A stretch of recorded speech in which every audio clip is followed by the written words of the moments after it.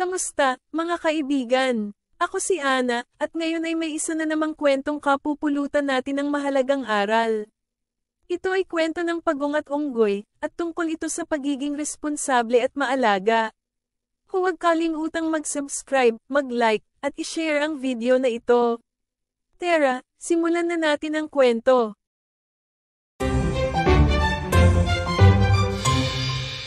Storytime by Anna. Enchanting Tales for Kids. Ang kwento ng pagong at unggoy, aral sa pag-aalaga at pagiging mapagpasensya. Isang araw, naglalakad ang unggoy at pagong sa gubat. Nakakita sila ng isang puno ng saging na puno ng hinog na bunga. Tuwang-tuwa ang unggoy at agad na nais pitasin ang mga saging. Pero napansin nilang mataas ang puno at mahirap itong akyatin. Sabi ng unggoy, "Pagong, tutulungan kita. Ako ang aakyat sa puno dahil mabilis ako. Kapag napitas ko na ang mga saging, bibigyan kita ng kalahati." Pumayag ang pagong. Alam niyang hindi siya kasing bilis ng unggoy, kaya't sumang-ayon siya na maghintay sa ibaba habang inaasahan ang mga saging na ibababa ng unggoy. Nang makakit na ang unggoy sa puno, mabilis niyang napitas ang mga saging. Ngunit, sa halip na ibigay ang kalahati kay pagong tulad ng usapan, kinain niya lahat ng saging para sa sarili niya. Nakangisi ang unggoy habang nilalamon ang mga hinog na saging, hindi iniisip ang paghihintay ni pagong sa ibaba. "Tapos na ako, pagong. Pasensya na, wala nang natira para sa'yo," sabi ng unggoy habang tumatawa. Nalungkot ang pagong, pero hindi siya nagalit. Sa halip, inisip niya kung paano magiging mas matalino sa sitwasyon, naisip ng pagong na hindi tamang paglaruan ang tiwala ng iba. Kaya't gumawa siya ng plano. Sinabi niya sa unggoy, "Oh, sige. Kung hindi mo ako bibigyan ng saging, ipapaalala ko lang sa iyo na ang puno ng saging ay kailangan ng pag-aalaga. Kapag hindi inalagaan, mamamatay ito at wala ka ng mapipitas na saging sa susunod."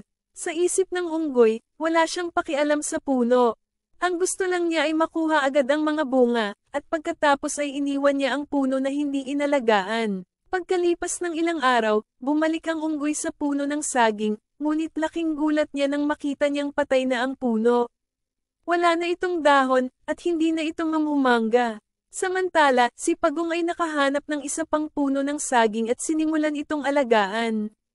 Araw-araw, binabantayan niya ito, tinitiyak na may sapat itong tubig at sikat ng araw. Hindi nagtagal, ang puno ng pagong ay namunga ng marami at mas matamis na saging. Nakita ito ng unggoy at nagsisi siya sa ginawa niya. Napagtanto niya na ang pagiging sikim at hindi pag-aalaga sa mga bagay na binigay sa kanya ay nagresulta sa pagkawala ng mga ito. Lumapit siya kay pagong at humingi ng tawad. "Pagong, patawarin mo ako. Hindi ako naging mabuting kaibigan, at hindi ko inalagaan ang puno ng saging. Ngayon, wala akong makain." Ngumiti ang pagong at sabi, "Kung marunong ka sanang maghintay at maging mapagpasensya, pareho tayong nakinabang. Pero mahalaga ang natutunan mo. Dito, kumuha ka ng isa, pero alalahanin mong mahalaga ang pag-aalaga."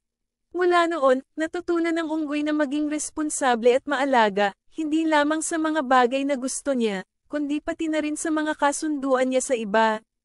Ang kanilang pagkakaibigan ay muling bumalik, at mas natutunan nilang magtiwala sa isa't isa, at diyan nagtatapos ang kwento ng pagong at unggoy.